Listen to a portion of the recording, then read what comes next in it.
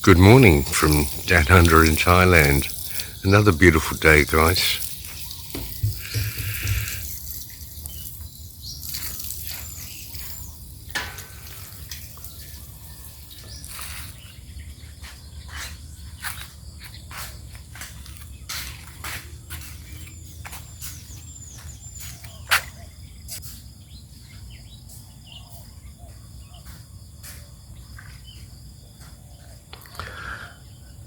Well, the fish are awake in the dam.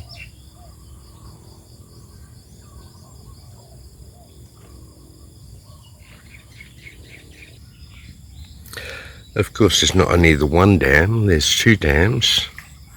And here at the small dam, beside the big project house, the fish are also awake.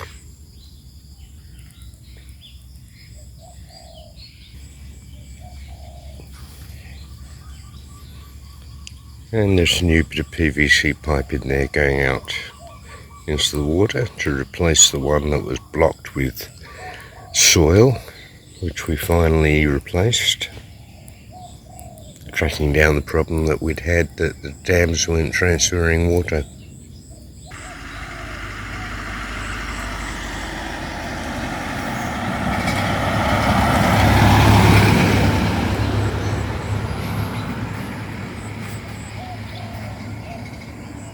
Morning, guys. I got my coffee. As you saw, the dams are all happy. Plenty of water. I've spent the last few days doing a task that you don't expect. In Thailand, if you choose to live on a rural property, you might build a small house and you'll build the environments around it, maybe a carport or something like this, and you'll see a small house behind me there. But obviously also there's going to be concrete.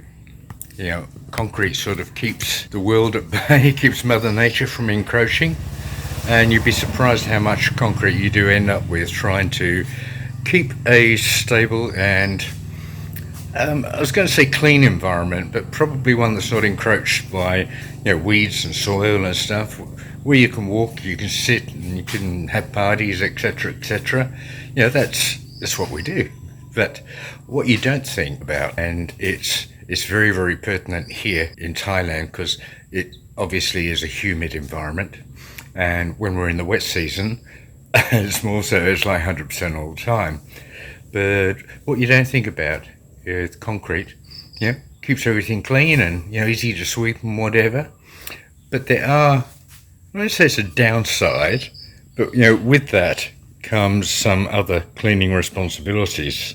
So you end up with this. As you can see, there is a green moss-like substance growing on the concrete, and that's part of it. That's part of the humidity, part of the environment, and it's something you have to deal with.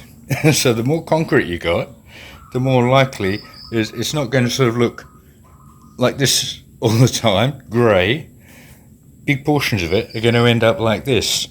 And obviously that changes a bit. Out here where we're outside the environs of the carport itself, you can see this is quite green. And where it's closer to the soil, it seems that it picks up more of the moss. I guess there's a bit of soil and stuff around there that has nutrients for it to grow. Here by these water vessels here, we get quite a bit of runoff from this roof up here. There's no actual gutter at this point, and just gets really green and mossy. Now I spent 2 days, I haven't done this section of it, but I have done towards the front here. Not too bad here, but sections like the air conditioner is here, and it has a drain tube, and all of this area gets very, very green. This is kind of where I stopped, but as you can see here, this is all beautiful and clean.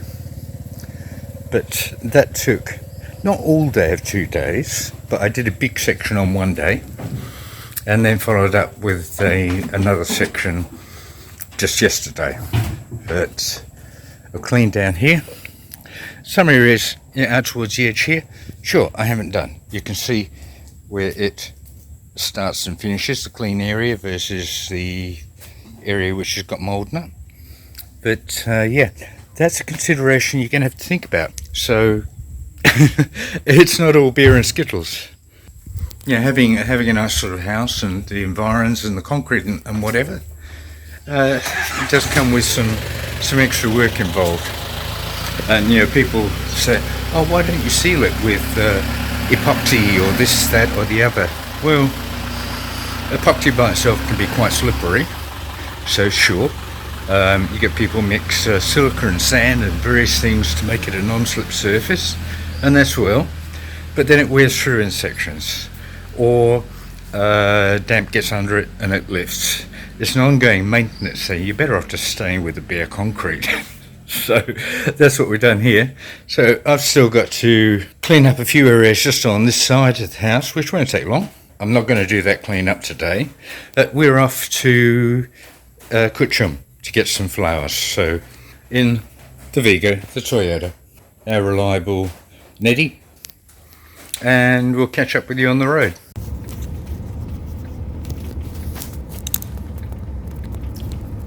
Hi guys, today we are taking a trip to Kutchum, which is about 30 odd kilometres away from home, and Talani needs some flowers to sell in the market. Now, in the wet season, we predominantly don't have great flowers. We have been getting issues with, it seems like bacteria and things which is shortening the lifespan of the crops we're growing, but consequently we need to buy some flowers. So we're going off to a grower that Talani has used before. They do it commercially. A man who calls himself Mr. Marigold. So we're going to see how he does it on his farm. So now we're at Mr. Marigold's farm, and as you can see, he's got quite an expanse there. It's a little farmlet. These are the flowers that we've bought from him. They're beautiful blooms. Out here in front of the house, he's got a lot that he's picked, and beside the house, they're sitting there and they're drying. Any moisture that's sort of in them, once they put them in plastic bags to cart them, well, that moisture can degenerate the quality of the flower. Over this side, he's got an area prepared where he planted seedlings. I don't know if I can show you. They're just there. Sorry about the quality of the zoom. But he's feeding those with a drip feed, a polytube with small holes in it. We tried that once and it didn't quite work out for us, but we should try it again, I think. It's a lovely little farm. He's quite well set up. He's got a tractor and cultivators and things. And Mem's busy chatting to him about how he goes about it. What we have found out is that he doesn't use any manure. He uses purely commercial chemicals and fertilizers. But the other thing is the actual quality of his soil is very, very different to the soil that we have.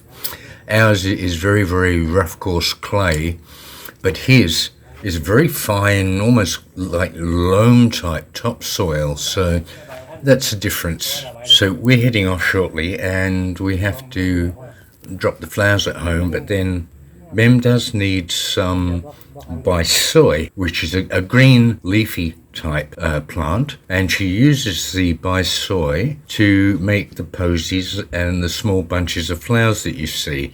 She puts that around the actual stem of the flower she puts together. So she's getting that from the mother of a friend of her son, but this time she needs to pick that herself, and that's at a place which is a lot closer to home. It's just down the road, so that's not far to go. But Mem uses quite a bit of this stuff. It's quite thick there. You can see a rice crop here. Theirs is not as beautiful as ours. Maybe they haven't been getting as much water. As good as it worked out for us. So Mem's having a little bit of a look at that. And yeah, There's also a lot of weed in there too that obviously they haven't taken out. The paddocks further over look better, but still it's quite a low crop compared to how mature ours is at this point of the season. You see, it can vary. A few kilometres from home, the crop can be so different. So thanks for watching, guys. Please remember to subscribe. Please put some comments and some questions, and I'll catch up with you there on those. Thanks, guys. Catch you later.